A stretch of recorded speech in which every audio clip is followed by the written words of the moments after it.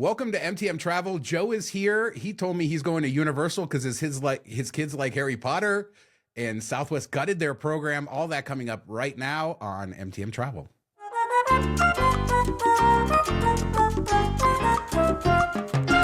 Joe, good to have you here with us. It's been about a month, and we're going to talk all about it. But, we'll get into Southwest. Mark and I, this week on 20-Minute Travel, covered it, but we're going to go all in depth because they did something that I don't think anybody would expect. But before we do that, how you guys doing? Always happy to be here. Thank you for having me. And yeah, doing great. It's 57 degrees out finally. So maybe almost sweat towel season, Joe. We're getting there. This is the month and a half where I can record podcasts comfortably. Either I'm freezing my butt off or I'm sweating through my shirt. So, enjoy it. Since we're on video today, I'm nice and chill for you all. So Mark is back. He's all rested. It's good to have you have your voice back and everything. Last week you were a little bit raspy, I guess. Yeah, I took 2 naps this weekend. I think I'm finally back on like a regular schedule of no sleep from Rio. Got back to it and feeling better. Voice is a little bit better. I should listen to like when we did the first podcast and see how much better my voice was. I'm sure all this talking and everything over the years has just destroyed it even more. Yeah, that's. I think it's never fun to go back and listen to yourself, Mark. That's probably not a good idea. So listen to episode 1. No. Yeah, I think it's smoking 3 packs a day, Mark. That's probably doing your voice. I'm not my parents, but yeah, that was the only thing I could do that would be worse. But just meetups kill me because you're usually drinking a bit because you're all hanging out, having some drinks, and then you're just talking nonstop, not sleeping the best, and it's gone. By like day 3, I'm whispering, and I wake up and I can't even talk. It warms up over time. But you're like, if you're in a loud bar or whatever and you have to order, I have to like whisper into a friend's ear, like, get me a beer. And then they have to order it for me. Yeah, witnessed that many a times. But the fun is when you have that voice and you're very loud, and I mean that in the best way. You're very festive, bring it to the group. But it is hard, the late nights. This is the Age of 40 podcast, since we're all in our 40s now. Those late nights, you pay for them the next day like you didn't used to. So there you go. Yeah, I'm paying for daylight savings right now. It wasn't even a late night. Can we get an executive order for daylight savings? I mean, if we're going to do one that everybody can get behind, I think this is one. Let's kill it, write it up, be done with it. It'd be the most efficient way. Nobody has to change clocks anymore. See, you won't believe this, but I completely flipped on this. Last year, I was like, get rid of daylight savings. But I don't know, this winter was just rough, and I was like, oh, it would have been. See, it's different. I think it's different for you, Mark, because in Michigan during the winter, no matter what we do to the clocks, you're waking up in the dark no matter what. Yeah. This year, I really felt it. I like needed it to be light in the morning when I was getting ready, so I like kind of flipped on it, and I was like, you know what, I'll deal with it is really annoying. These next 3-4 days are going to be really annoying. Getting the kids up today was a disaster, but I flipped on this, and I feel like, I think like I started to really think about it, and I was like, okay, I can live with daylight savings. However, if you're in a place like you are in Michigan, like you're further north, and like you're close to you're on the very end of the Eastern time zone. Yeah. Then like I feel like Michigan, like because Arizona doesn't do it, right? So Michigan could not do it too. Eastern time zone, you're like, okay, I'm going to the East Coast, same time zone, it'll be fine. But the time it gets dark is different. All that stuff, like. We went to Chicago, and it's only an hour difference, but you could notice, we're like, oh, man, it's getting dark already, because as we're the farthest west in the Eastern time zone, we get like, crazy late summer nights, 10:30. It's still a little bit of daylight out, which I really love. But like you said, in the winter, it's dark. We wake up in the dark, we go home in the dark. It doesn't matter what we're doing, so let's get rid of it. Nevada, there's a bill, so hopefully this is our last year with it. So I'm excited about that. I don't know, but I agree, just get rid of it. And I forget how bad kids can be with this. Like, we have a tough time adjusting, but man, Ellie was so pissed this morning. She was not good. I came down, I was like, how are you doing? And she just gave me a dirty look. So there you go. The funny thing is, I didn't even know this was going on. I didn't pay attention. And I woke up on Sunday, and my wife's like, oh yeah, it was daylight savings. So does it feel like 8 instead of 9? And I'm like, no, it didn't until you said something. Could you just shut up? Can't do anything when someone says shut up. At least we don't have to run around our houses and change every clock, like back in the day, the VCR and all this stuff. I think I have one clock in my house now that doesn't change itself. So like when you do wake up the next day, we use our phones or whatever, the time has just changed. So I agree with you. If you didn't know, maybe you probably wouldn't notice as much and you would just naturally adjust your schedule. I don't know. Us without Teslas, we still have to remember how to change the clock in our car. I did have to change the clock in my car. Yeah, I did. But it always takes me like 10 minutes to figure it out every year. Well, you can't be driving. You have to be stopped. Like you can't be moving. Like it won't let you do it while you're moving. Yeah. Actually, I was just thinking about this because it's not daylight savings, but it's like time zone changes. Shawn, have you ever done a transatlantic cruise? Yeah, we did one a few years ago. Yeah. So then like every night it's like daylight savings time because what they do is they change, like, I think we had 7 time zones or 6 time zones, something like that over the course of 2 weeks.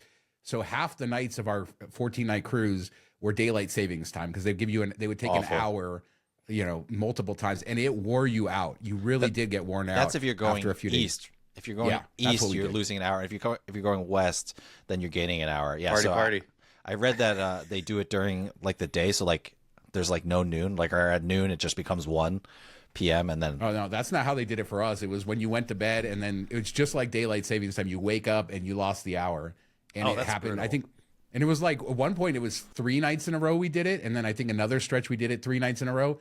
So it was just like day after day. I mean, you just stop planning on. Now you are on a cruise and you're out in the middle of the ocean, so you just try not to wake up early and you try to sort of flex yourself, but it does wear you down. I don't know how else to describe it. It was pretty rough. 3 hours in 3 days. That's like all of a sudden lunch is breakfast. But over the course, that's crazy. No, because I was reading about when the way Disney does it is they do it at 12 o'clock noon. So like you lose the hour like during the day while you're awake, and then on the reverse, when you're gaining an hour, they do it at night so that you get an extra hour at night. So yeah, I mean it's something you don't think about, but it is. It's all cool. Our bodies, I don't know. I mean, daylight savings time, last thing about this, it has become like this wide conversation on social media. It seems like everybody has an opinion on it. And the big question is, should we save the farm? Or did we ever do this for the farmers? That's what I want to know. Was it was that just like a old wives' tale that it was for the farmers? Yeah. It's what do they say? What's that movie based off of? Urban Legends. Remember that scary movie? Or I don't know if we call it scary, but murderous movie. I forget what the real reason was, but it has nothing to do with farmers or kids going to school. Yeah, because farmers are actually used to doing hard days' work. It doesn't really matter what the time is. Like they're good at doing work, unlike some of us who are just speaking to microphones for a living. I don't think they plan a lot in the winter anyway. So yeah. All right, so let's talk about Southwest. So this week they made a devaluation that I don't think anybody would have expected because it happened overnight, and they cut their earning rates to a 1/3 of what they used to be. Basically, on want to get away fares, you get 2 points per dollar instead of 6, and it gets even worse for elites because of these cuts. And man, like as you said, Mark, you have a whole article. You trash them, you rip them apart. I don't think there's anything nice to say about this in any way. I mean, there's just no way to spin this. This is the most unfriendly thing you could possibly imagine, not only from the cuts, but then just doing it overnight.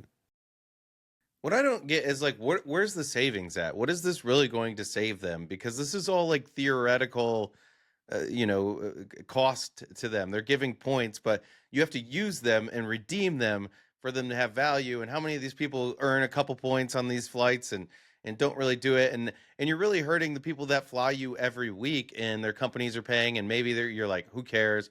Company's still going to pay. But if they have some autonomy, these people do care. Like road warriors, I had a buddy that worked for a company, and they almost took away their right to book their own flights with like their own credit cards and their own hotels with their own credit cards. And almost everybody quit on it. Like they threatened all to walk out if they made that change. So even though it's not beneficial to the company, they left it as a perk for them traveling 3 out of 4 weeks. So all these people are going to be like, all right, I was flying Southwest. Maybe for the companion pass, I can earn it the hard way.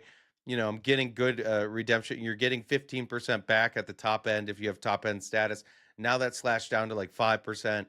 You're going to go elsewhere now. And maybe you were taking connections with Southwest. You're willing to deal with it because of the rebates you were getting plus the companion pass. And all of this is like, all you are is paying them back with your own money, your own currency. So there's not a ton of savings besides missed revenue that you might have gotten selling that seat to somebody else, or them having to pay the full cost of that seat if they didn't have points. So you like those seats might have gone empty anyway. So what are you really saving here? And you're pissing off everyone that flies you. Yeah, it feels like they're turning want to get away into like I think they're basically making it basic economy. Famously, everyone loves basic economy, but I think they're doing exactly what you're saying, Mark. They're annoying their like most loyal customers because they feel like they're going to get more money off the people who don't fly them regularly.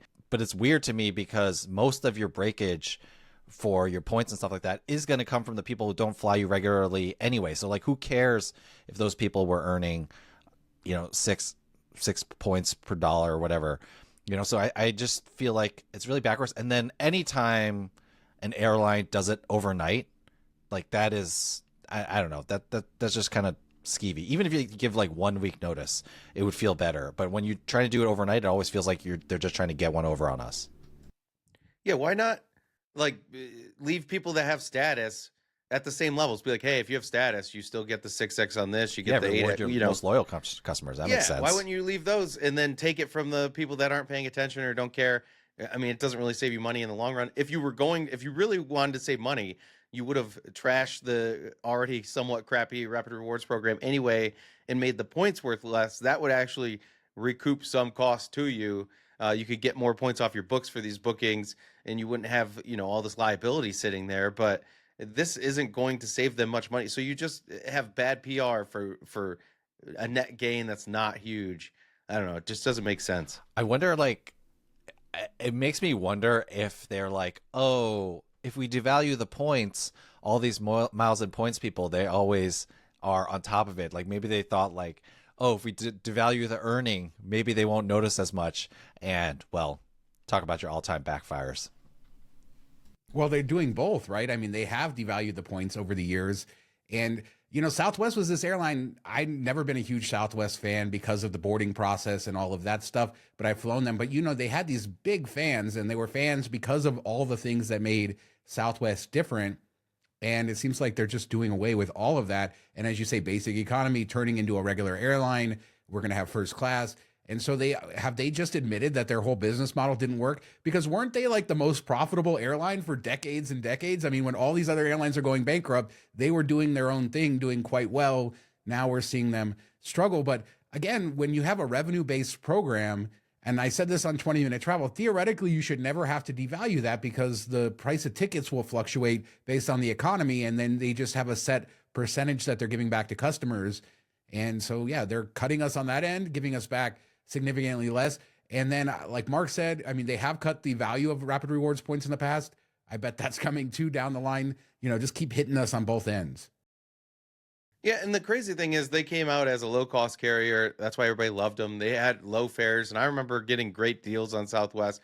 And now they're usually high-end cost-wise. At least for me as a non-hub person, I rarely find a really good deal on Southwest anymore. I used to be able to, at least to hubs, like get to Nashville for $80 or whatever, and they'd be in line with Spirit and Frontier. And now, you know, they're up there in the Delta price range, sometimes more than Delta, and they're offering a worse product, now a worse loyalty program, and you don't get any perks from status. Like Southwest status is junk, besides extra earn rates, like, oh, a drink ticket, who cares? Like, it will get better when they add the seats and stuff, but still, there's no real value to the program. It was all about the quirkiness of the airline, the good deals, and the way they treated you.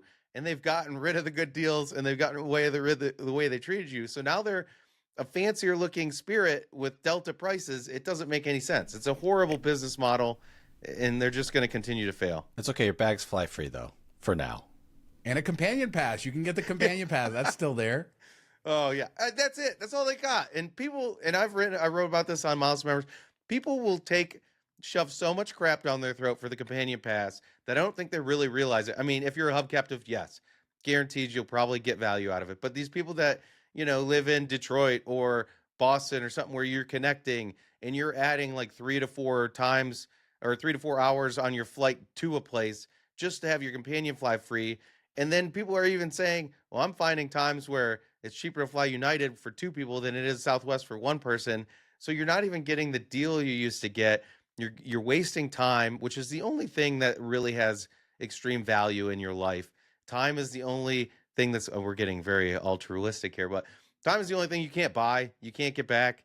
You can make your time better with money by getting somewhere faster. So if you're taking that extra flight and you're giving up 3-4 hours of your vacation, was it really worth it? Just to save one person that you had to earn a ton of points for? Maybe, but probably not. Like, if you're realistic with yourself, how many times did you add someone to your flight just to take them because you could versus they were going to go anyway? What value is that? So if you sit back, I think of the miles and points people that have companion pass, I bet you half of them don't get the value that's worth the effort or the time or the mental bandwidth. And now even worse so with this. And don't say it makes your points worth double. It doesn't. The points are worth the same. You're just somebody else is flying with you, because if you paid cash, they're still flying with you. So stop that. That's crap. Whew. Whew, whew, whew. Mark, worked up. I missed you, buddy.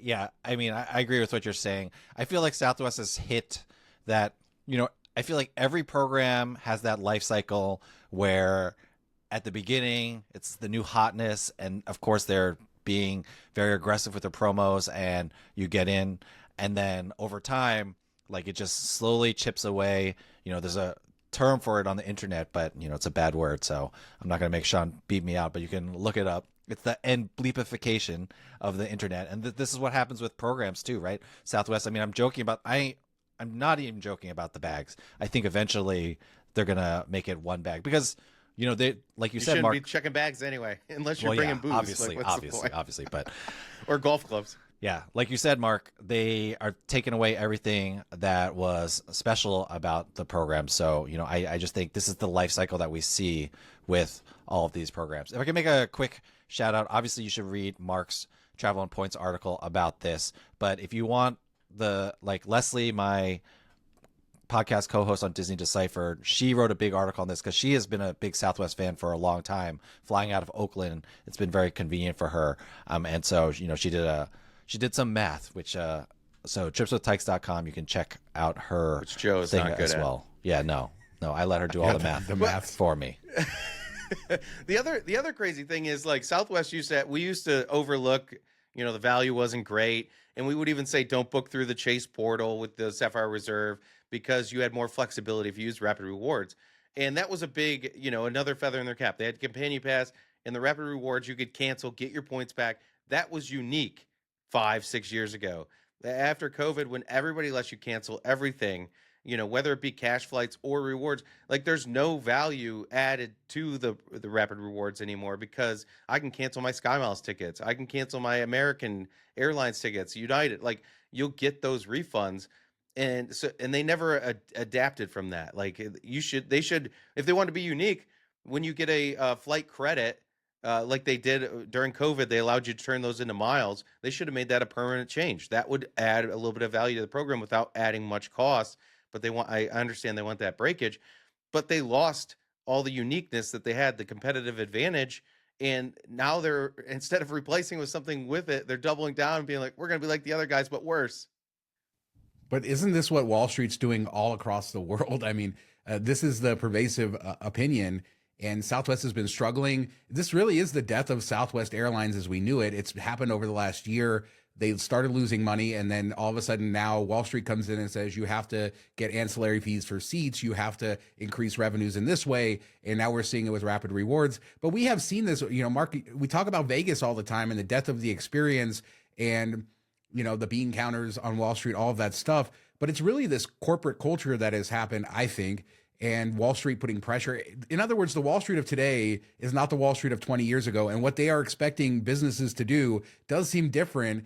And these quirky, unique sort of experiences, or even Vegas, where they gave this unique experience and this value, and it's hard to describe what Vegas was 20 years ago unless you went, they're sort of dying out in this modern corporate culture. And I think Southwest is a perfect example of that. It's just going to be another homogenized airline, and like you said, charging huge prices. So everything that they started with, low prices, a better rewards program, the seating policy that some people like, all of this sort of quirkiness that made Southwest itself is gone. And then, like you said, either they're trying to be Delta or Spirit. We don't know which one. It's crazy.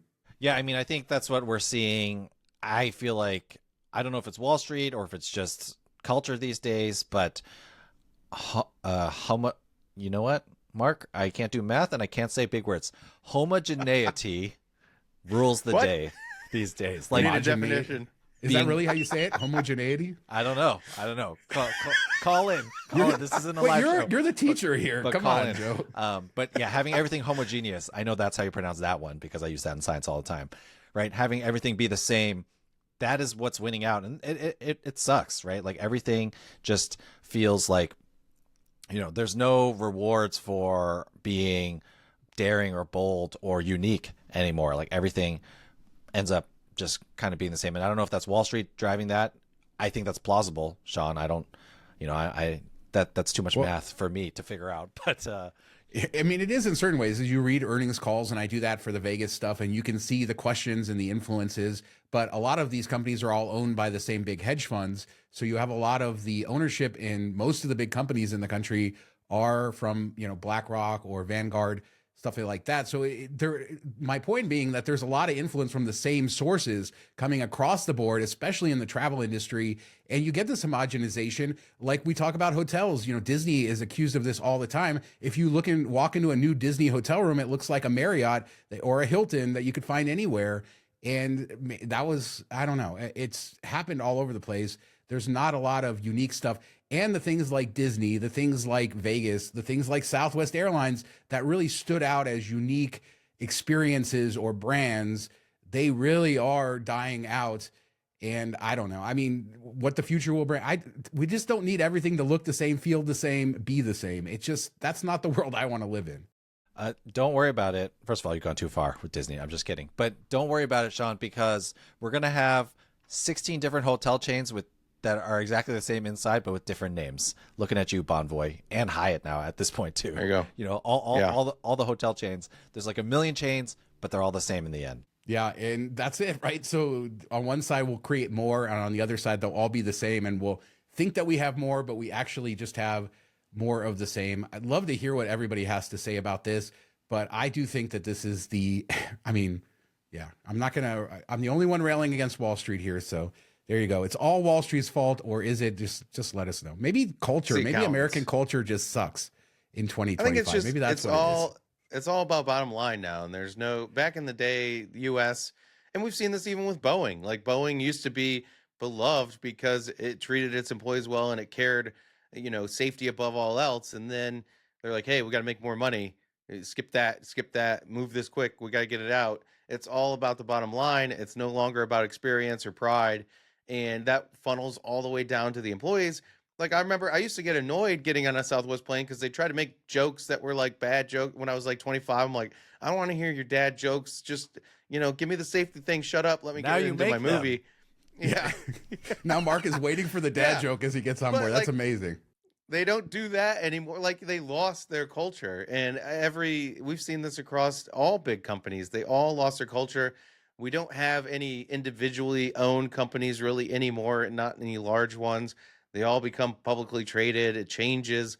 And you just don't have that visionary anymore. We've talked about this in Vegas with Steve Wynn. He's a dirtbag. And, he might sue us because we said that. But, he had a vision and it funneled all the way down through. Now he's gone. There's nobody in Vegas really, individual. Derek Stevens is the next one. He came out with Circa. That is a unique thing and a unique feel, and you wouldn't have that without him. If it was MGM building another casino downtown, it would just look like every other, property that's glitzy glamour but no soul. And that's what we're seeing across the board, and that's partly because of Wall Street, partly because of the way these companies are run. All the CEOs and stuff are more numbers people versus visionary people, and it just keeps, things ebb and flow. I'm sure one day it will buck against it. And we'll have some company do really well being a visionary thing. I mean, look at Apple. Steve Jobs, visionary, coming out with new stuff. Now Apple's all about money. Tim Cook's about making profit. They haven't innovated anything in a while. Like the iPhone is the iPhone. What's next? Get them. Get Apple. Yeah, I mean, Wall Street, it's Wall Street or whatever, but it's just a lot of corporate greed. So shout out to Arizona iced tea guy, Voltaggio, or whatever. I looked it up. I will read his quote. We're successful. We're debt free. We own everything. Why have people who are having a hard time paying their rent pay more for their drink? 99-cent Arizona iced tea. Shout out to that guy. But he can only do that because he owns the brand, and you don't have a lot of that anymore. How many of those giant brands? We always see those things. The only one. But you see those big charts on the internet, right? Of especially the beverage brands, right? And there's 5 big companies that own every food brand, and so yeah, he's so rare that he kept his company through this. But so many of these brands, even if they start off good, they sell and then they become part of this. And I think the bean counters, we're not talking about the same bean counters of 20 years ago. This is a maturation of this process of corporate America. And so there is this culture of this. And I think it just doesn't work well with creativity, with creative things. We see that with Disney. And I don't mean, there's still people going to Disney. TBG. Yeah, we see it all over the place in every industry.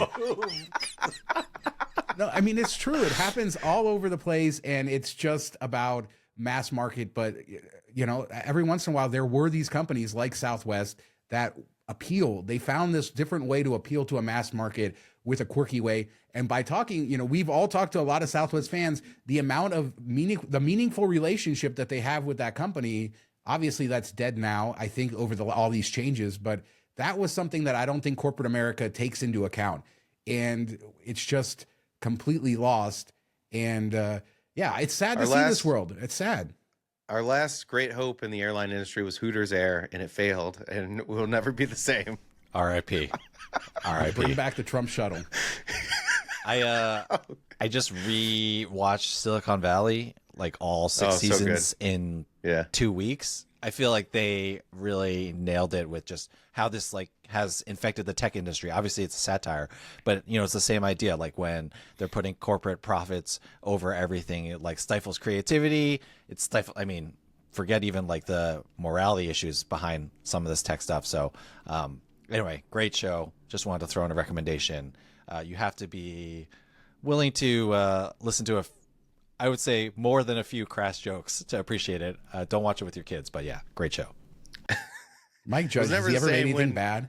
When Bachman left, Jin Yang and Eric Bachman, best part of that show. Yeah, I know. So anyway, we won't get into the behind the scenes drama there either. No, but it's just life is homogenous here. We alluded at the beginning of the show, Joe, that you're going to start doing Universal more. I keep bringing back up Disney. I feel like Disney has just been, I don't think any company over the last 10 or 15 years has taken a corporate fall like Disney has as far as culture goes, relationship to fans, all of that. This week, all the pictures coming out, they're tearing out the Rivers of America and Magic Kingdom. I don't think there's any bigger, metaphor for what's going on in corporate America than that. And, being short-sighted with creative vision. But you're going to the Rivers of America. The big river that's in the middle of the park. Don't worry about it, Mark. Don't worry about it, Mark. It's just a classic part of the park that they're ripping out in order to maximize the space and stuff. It's all the same corporate things we're seeing. But at the same time, Universal's opening up Epic Universe in Orlando. And this week, I know a lot of people were getting previews of that, even though it's not opening until May because they're trying to ramp it up. And while, Universal's owned by Comcast, so let's not pretend, but Comcast has been all out and they're in the part of their business where they're just spending to grow. So at some point we might see all these other problems, but this place looks incredible. And I think Joe has to start a new podcast called Universal Deciphered. Yeah. The fact of the matter is Disney has not hit that inflection point yet where people have completely dropped off on them. And, people, one reason why I don't mind that they are tearing out the Rivers of America. I definitely see, it has been such an iconic part of the park for 50 years that, I definitely, there's a loss that's happening there. But people would not freak out if something like that happened at Universal because there isn't that brand loyalty right now. Epic Universe looks great. I do think Comcast with their theme park business is in the let's be new and hot and sexy right now. And so, cause they're building the theme park, they're building the kids version of the theme park in Texas. They're building a theme park or rumored, I don't think they've officially said it, but they're building one in the UK as well. So they're trying to grow here. Hopefully that forces Disney to get back to more of the creative side so that they can draw people in. Why I might be going to Universal is My kids have started with my 7-year-old. She read the first Harry Potter in December. It took her a couple weeks, and then we watched the movie over Christmas break, and then the kids have been going nuts. So they're the 7-year-old, since she's the slowest reader, is on book 5, and the other 2 are on book 6. So they've been like blowing through them, and they've been bugging me about going to Universal. So we're gonna have to go there. I think I'll wait till Epic opens just so we can hit all 3 at the same time. But I can't wait until they come back and say, "Dad, that's better than Disney." I mean, you know, you the Harry joke Potter about that, but stuff like they're like better. they watch all these Icon of the Seas commercials for Royal Caribbean, and they're like, "Dad, Disney Cruise Line's got to step up their game, man. Look at these commercials." yeah, I mean, it's better. go ahead. It's better. There's nothing Harry Potter, what they've done, especially like Hagrid's and some of the stuff that they've done, is better than anything Disney's done in the last 10 years. It's not, or at least in the US. And, you know, there is a comparison here to see 2 different strategies. And like you said, Disney's in a different place in their business where they're all about cutting and retracting and, you know, sitting on their laurels because they've been the number one. And it's fun to see Universal kind of come in, even though, again, they are well entrenched. And of course, they're also building their haunts here in Vegas, the Horror Unleashed. So isn't that shout opening out this there. summer? He said horror instead of whores. So there's a story. The first time I ever said Horror Unleashed on the Vegas show, I said, because apparently I used to always say the word horror as horror. And so I said Horror Unleashed. And everybody, so now I have to say Horror Unleashed just so I It's make a sure. family show, Shawn. My gosh. No, but you want to know what's funny is that after this happened to me, I listened to everybody, and half the people in the world say the word horror like that. They say it like that. So there you go. There you go. Okay, I got a question for you, Joe, because we're going to Universal in June. We did the Lowe's booking where you get the fast pass and all that stuff. That does not include the new park, and you have to like, isn't the new park like a whole different ticket and all this stuff? Like, it's crazy. So the fast pass just works on the original 2 parks. Yes, and not. that's correct. Express Pass, by the way. Yeah, just if we're going to be pedantic about it, but super nerdy. yeah. So a couple things to know actually for people going to Universal. Number one, it's only the original Lowe's hotels that have Express Pass included. So that is Royal Pacific, Portofino Bay, and Hard Rock. The new one, which I'm blanking on the name. Shawn, what's the name of the new fancy hotel? Helios Grand. Yeah, Helios Grand. That will not come with Express Pass, even though it's the newest hotel and the same level and price-ish. So that's the first thing for people to know. And the other thing is, at least for this summer, as of right now, as of recording, they're not offering any Express Pass at all for Epic Universe. They're not offering VIP tours for Epic Universe as of this instance. What? Yeah, and Go to LA. Get well, the VIP. Epic Universe is not even, but anyway. And Well, then they I know, have it's the much VIP smaller. at the regular parks, Mark, at the regular Florida parks, just not at the I know, new but one. you can do Super Mario with VIP Yeah. in yeah. Florida. And then the other thing to know California. is the ticket right now, you have to buy it's like if you're buying a 2-day ticket, you buy a 1-day ticket to the old parks, plus it's like all like 1 day plus Epic, 2-day ticket plus Epic, 3-day ticket plus Epic. So it's all like an extra add-on right now. I'm guessing that'll be gone by this fall, but at least for this summer, that's what they're doing as of right now.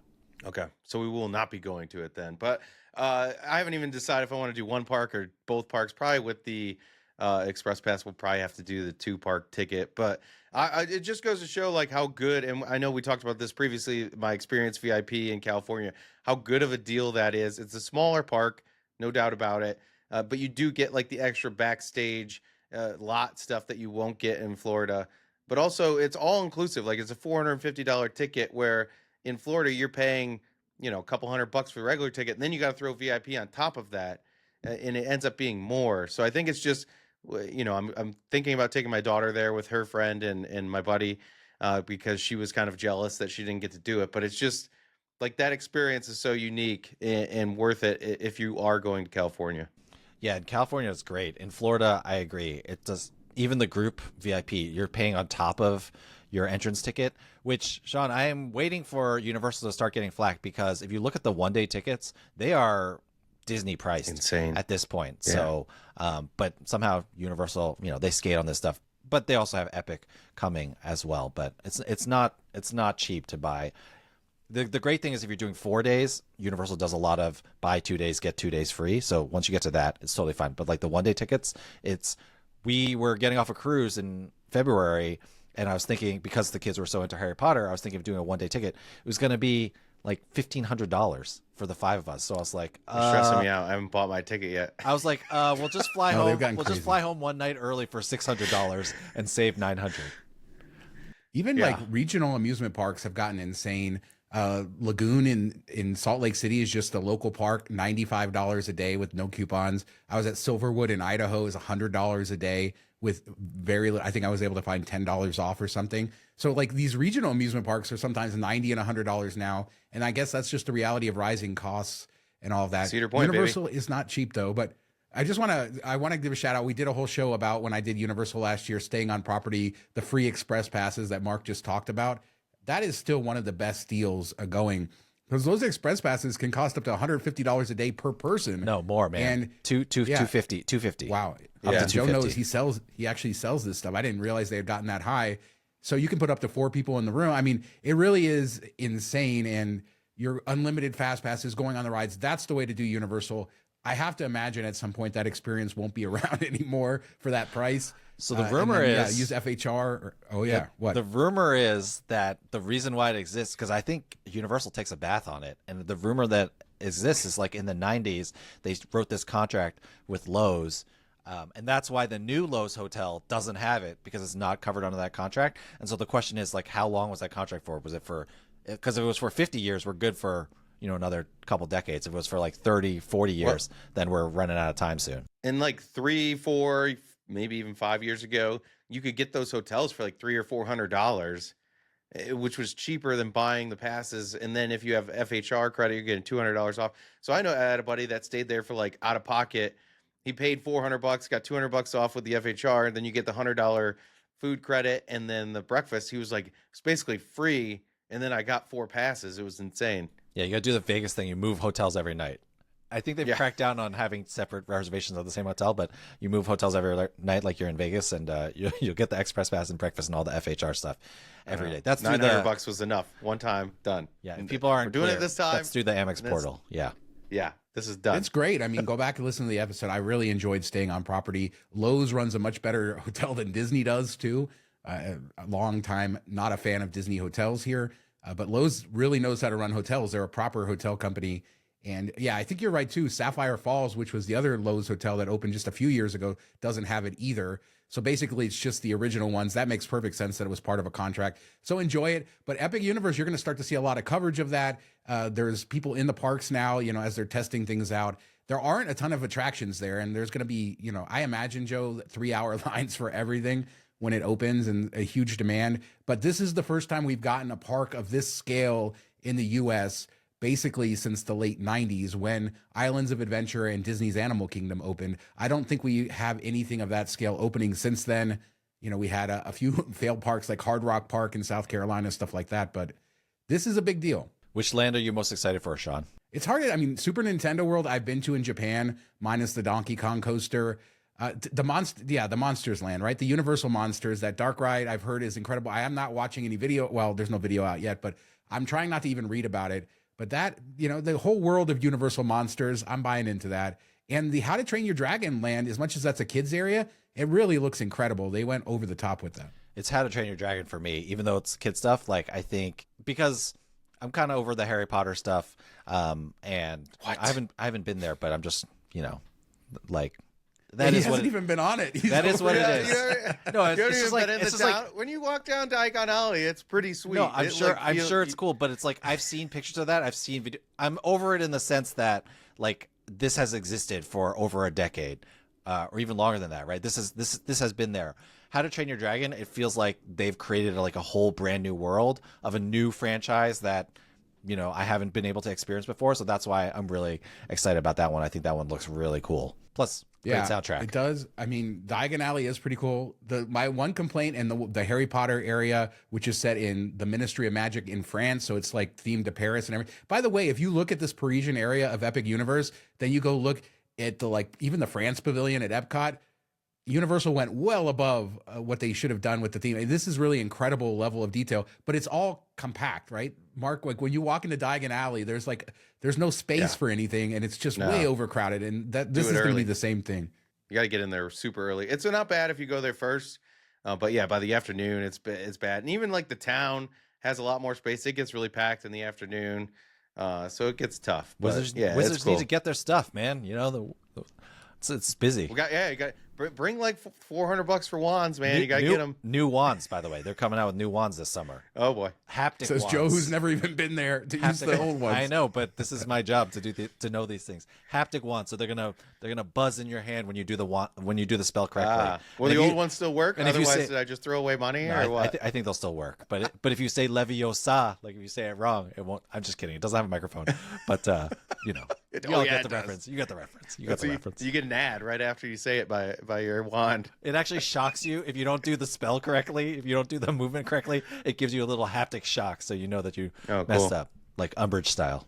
Yeah, I'm Future cool. is now.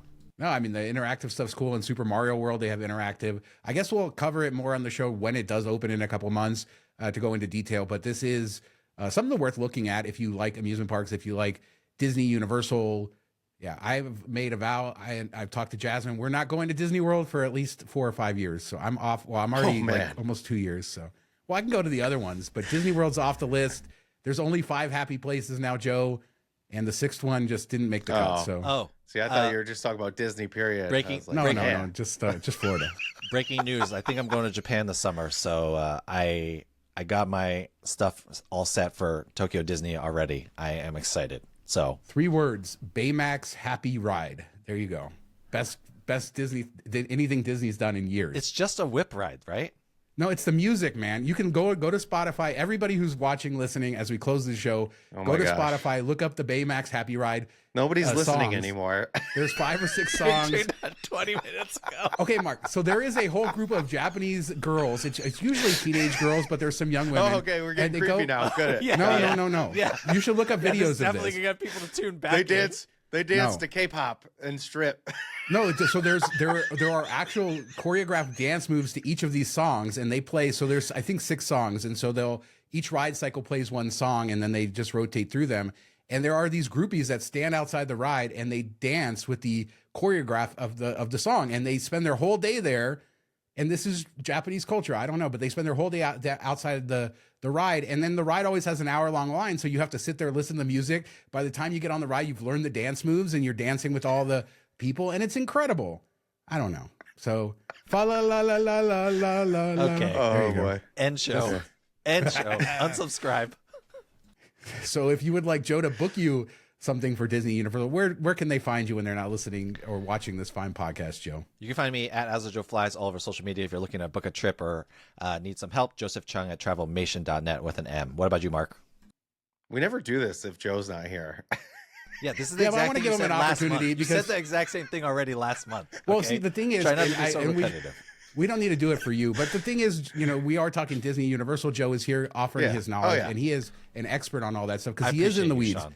I appreciate you, Even though he hasn't been to Universal, sorry about that. Don't take his recommendations there, but he can book it now. I mean, but you don't do take know his all this stuff. recommendations of where to eat chicken tenders when it's raining at Disney either. But you- my Those are good daughter's chicken not, tenders, not man. impressed. But these days, you need a college degree to book all this crap because it's so complicated. That's what Joe does. So much appreciated. Anyway, Thank you, Mark, Joe. where are you? I'm here right now. The end. All over YouTube, Miles, MTM Vegas, 20-minute travel. Check out our stuff on YouTube. And Mark, you can find him writing on Travel on Points and everything for me, miles2memories.com. Thanks so much for watching, listening. Talk to you next time. See ya. Have a good week, everybody. Southwest.